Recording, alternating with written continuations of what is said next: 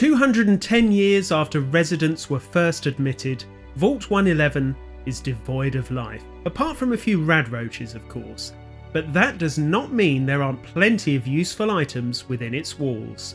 And today I will be telling you about the very best of them, so let's get started. First of all, there is the jumpsuit that you're given when you enter the vault for the first time. To begin with, it has 5 energy resistance and 10 radiation resistance, but if you upgrade it fully at an armor bench, these figures increase to 20 and 25 respectively. An added bonus is that it can be worn underneath any piece of armor. The only downside is that it can't be upgraded with ballistic weave, a fantastic armor mod. If you're looking for more of these jumpsuits, one can be found in Vault 111's second cryopod chamber, while another is on the floor close to the entrance. Do you need a distraction from the trials and tribulations of everyday life in the Commonwealth? Well, help is at hand if you visit the terminal in the Vault's kitchen and dining area. You can use it to play a game called Menace, which looks a lot like the arcade classic Donkey Kong. And if you eject the game's holotape from the terminal, you can play on the go using your Pip-Boy. Next up are 2 security buttons, both of which are lying on tables outside the Vault's reactor room. They may not seem particularly useful to start with, although they are pretty good at dealing with radroaches. However, if you upgrade them, you can add a fair chunk of energy damage, as well as a chance to stun. In doing so, they become a decent starter weapon for those going with a melee build. Stimpaks are hugely important in Fallout 4 as they're used to recover health and also heal injured body parts.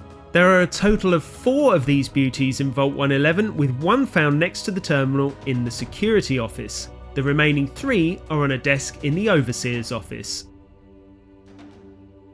Close to the 3 Stimpaks in the Overseer's office, you will be able to pick up a 10mm pistol as well as some ammunition.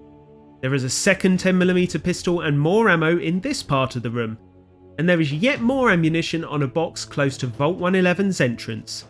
So, is this weapon actually any good? Well, depending on what enemies you're facing, it really is, especially in the first few hours of the game.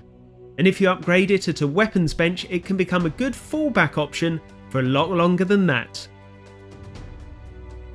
Another weapon is locked inside a case in the Overseer's office, and this one's a bit special. This is the Cryolator, Fallout 4's version of a freeze ray, and although it may take a bit of work to get your hands on it, I would say it's worth it. Let's get the cons out of the way first. The cryo cells it uses as ammunition are very expensive.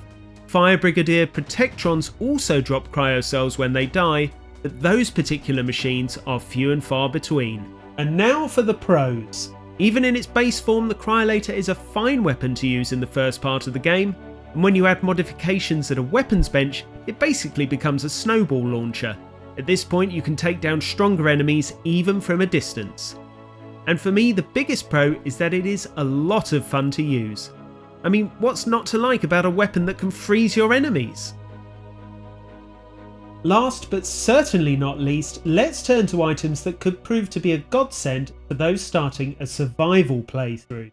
I am talking about the Vault's water fountains and sinks. In survival mode, you can use them to make as much purified water as you can carry, as long as you have enough empty bottles to fill up.